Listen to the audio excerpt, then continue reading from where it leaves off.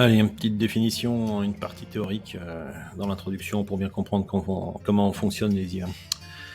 Alors, intelligence artificielle et EPS, je vous fais un petit tour. Alors, intelligence, il faut le prendre, il y a une erreur déjà de langage un petit peu, c'est que c'est intelligence dans le sens intelligence service, c'est l'accès, c'est la version anglaise, c'est l'accès à l'information. Artificielle parce que depuis longtemps ils essayent en fait de copier, il y a plusieurs façons de programmer, mais ils essayent de copier les fonctionnements du cerveau pour pouvoir avoir des réponses. C'est un vieux projet qui date juste d'après-guerre. Voilà. Donc si je pouvais résumer un petit peu l'intelligence artificielle, ça serait plutôt ce que je vous ai écrit, là, un accès à l'information en copiant les mécanismes du cerveau. Voilà, alors de façon imparfaite bien sûr, parce que s'ils avaient copié le cerveau en vrai, ça se saurait. Le PS, je vous laisse. Il y a 30 000 profs de PS, il y a 30 000 versions. Bon, on peut se mettre d'accord quand même sur les finalités, on risque pas bien grand-chose. Pour en savoir plus sur la notion d'intelligence artificielle, son historique, tout ça, je vous ai mis un petit code barre en bas à droite de Luc Julia. C'est une conférence qu'il a faite. Luc Julia, c'est un des fondateurs de Siri, donc il sait de quoi il parle, et puis ça fait longtemps qu'il travaille sur le problème. Voilà, c'est super intéressant, il y a des petites anecdotes. Il vous expliquera comment un chatbot de Windows de Microsoft est parti complètement en sucette en devenant complètement raciste au bout d'une demi-journée. Voilà, et puis les raisons pour lesquelles il est devenu comme ça.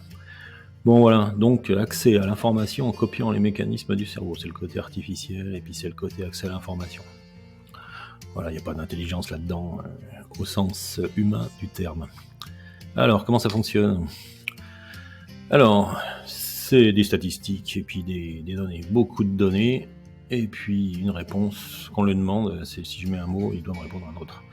Donc c'est des problèmes de probabilité. Si on écrit le ballon est, on attend une réponse du modèle de langage, et ben il va vous répondre, vu ce qu'il a lu dans tout le web, dans les journaux, partout, il va vous répondre à 92%, bleu à 54%, voilà, facile. C'est bidon les pourcentages, c'est juste pour vous expliquer comment ça fonctionne. Donc à 92%, le ballon est rond. Voilà, c'est le premier niveau, il coupe le ballon en petits morceaux qui s'appellent des tokens. Je pense que le ballon il l'a coupé en deux, il a du BA, 2L, comme balle, ballon, etc. Et il s'est travaillé aussi sur une partie du mot. Et il va vous répondre rond parce que dans la plupart des modèles où il a été entraîné, on a répondu rond. S'il avait été entraîné qu'avec, par exemple, des données de rugby, ils auraient pas répondu le ballon est ovale. Voilà. Etc., etc. Voilà. Alors, ils sont sensibles au contexte. Oui, si on écrit le ballon de rugby et, là, pour le coup, il va pas vous mettre rond en premier, il va vous mettre ovale, parce qu'il va associer les deux mots. C'est le deuxième niveau de réflexion. Il associe les deux mots et dans les pourcentages changent et il finit par ressortir ovale et rond, carré, etc. ou japonais, si vraiment il a décidé de vous répondre n'importe quoi. C'est le deuxième niveau. Alors ce qu'on fait avec ces deux mots là, on peut le complexifier encore. S'il commence à écrire un exercice de manipulation du ballon de rugby, vous aurez une réponse statistique. C'est ce qu'on avait vu là dans le premier exemple. Alors, pas fou, tout va bien.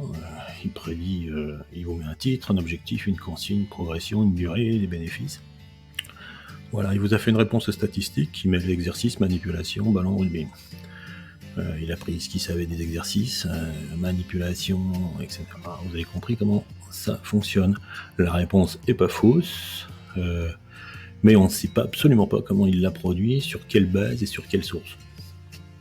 Voilà, il a cherché dans le modèle. Le modèle avait trouvé, il y a sûrement des éléments d'exercice, de pédagogie ou de didactique des activités. Il y a une partie des documents sur le rugby, la Coupe du Monde, des joueurs, etc., de journaux, les manipulations. Il doit s'inspirer sûrement aussi du basket parce que vu ce qu'il écrit, voilà, il y a un petit mélange, voilà, une espèce de réponse statistique par rapport à ma question. Voilà. Vous avez compris comment ça fonctionne. Alors ça fonctionne tellement bien, là, on a l'impression qu'il est champion du monde de rugby, qu'il va nous répondre des choses tout le temps. Et ce qui fait qu'on a l'impression qu'on a une intelligence en face de soi, une personnalité, mais en fait, il n'y a rien du tout en face. Et même si on lui pose la question, quel est ton sport préféré, là, sur quelque chose de très humain, bah, il va vous répondre quelque chose, puisqu'il va regarder dans tous les documents qu'il a emmagasinés dans le modèle, là, il va vous répondre le football. Mais il vous répond le football pas parce que ça lui plaît, il répond le football parce que c'est statistique. Il aime le football parce que la plupart des documents qu'il a lus sont des documents de football. Si j'avais exercé mon modèle qu'avec du basket, il aurait répondu basket. Voilà. Etc., etc. C'est purement statistique. Voilà. Alors, qu'est-ce qu'elles font tout ? Alors ça c'est pour le texte, mais il y a d'autres utilisations des modèles d'IA. Vous avez bien sûr le texte, on écrit du texte, il vous ressort du texte. Après du texte, on peut envoyer des images, du son, on peut envoyer du texte, voilà, ça tourne un petit peu dans tous les sens, texte to texte, classification de texte, tout ce qu'on veut, du son, générer du son, analyser de la musique, couper, enlever la batterie de morceaux de musique, la vidéo, créer, mettre la tête de quelqu'un d'autre sur une action de quelqu'un d'autre, voilà. Vous pouvez donc faire un petit peu plus. Ça, c'est les usages les plus courants qu'on rencontre un petit peu partout, on va dire les usages grand public.